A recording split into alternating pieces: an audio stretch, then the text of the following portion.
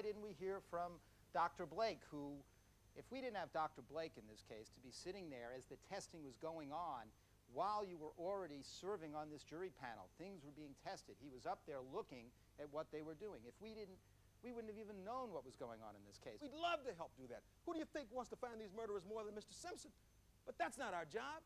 It's their job. And when they don't talk to anybody else, that's what I'm asking you to do. Stop this cover-up. Stop this cover-up. If you don't stop it, then who? Mr. Cochran, who else do you have after, since we've finished Mr. Hodge and the court's ruling?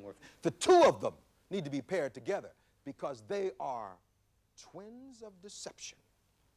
Furman and Van Adder, twins of deception who bring you a message that you cannot trust. There's no doubt in my mind Mr. Simpson was no more of a suspect at that point than you were, Mr. Shapiro. And people didn't care.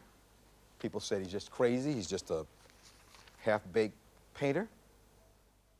They didn't do anything about it. This man, this scourge, became one of the worst people in the history of this world, Adolf Hitler, because people didn't care, didn't try to stop him. He had the power over his racism and his anti-religionism.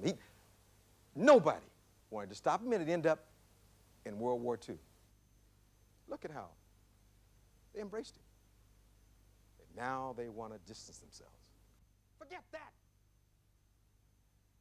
He is one of the most disgusting human beings I have ever had to listen to in my life.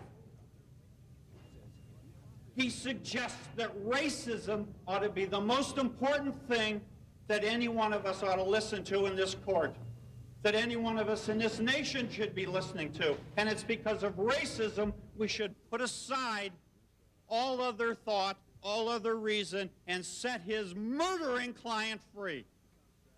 He's a sick man, and he ought to be put away. He's a disgusting human being. Outweighed the bad days. And in this marriage, the lasting monuments and memorials to this marriage